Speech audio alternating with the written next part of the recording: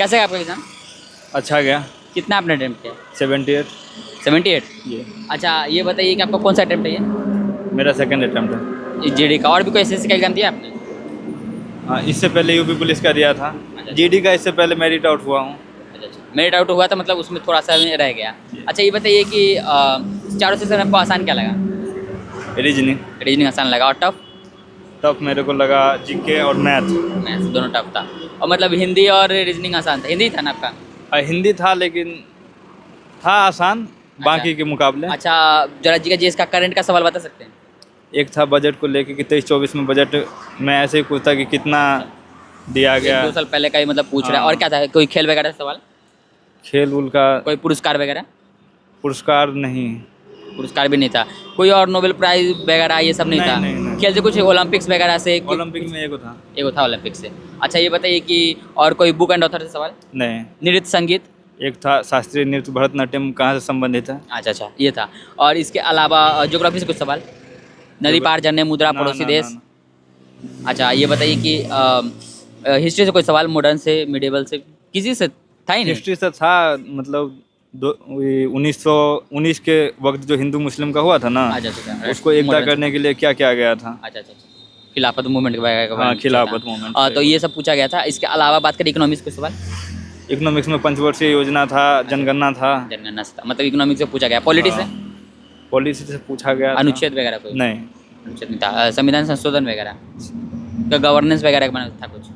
ना एक कार्यपालिका को लेकर था कि अच्छा, इसका शक्ति निहित है। ये बताइए कि इसके अलावा जी के जीएस में और क्या था? स्टैटिक से क्या सवाल था? स्टैटिक से यही था, नृत्य को लेकर था। एक नृत्यिका का नाम दिया गया था, कहाँ से संबंधित है इसी टाइप। ये तो हो गया। इसका बात करते हैं कि हम लोग मैथ्स में टफ क्या था? सीआई टफ था क्या? सीआई टफ था। सीआई टफ था। और परसेंटेज से कुछ टफ सवाल पूछे गए थे? परसेंटेज से सवाल था लेकिन बनने वाला था।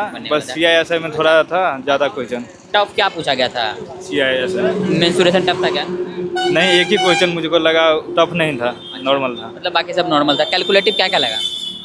ये परसेंटेज का सवाल कैलकुलेटिव जो सक्सेसिव निकालना था। अच्छा इस टाइप का था। टाइम एंड वर्क था? हाँ, एक था। Partnership, work and partnership? हाँ, उसी टाइम एंड वर्क में ही था। उस टाइप का। अच्छा ये बताइए कि मेंसुरेशन से एक ही सवाल था ना? हाँ। अब मोड एडवांस तो जल्दी पूछा नहीं जाता। एक दो था क्या? एक भी नहीं था। नहीं।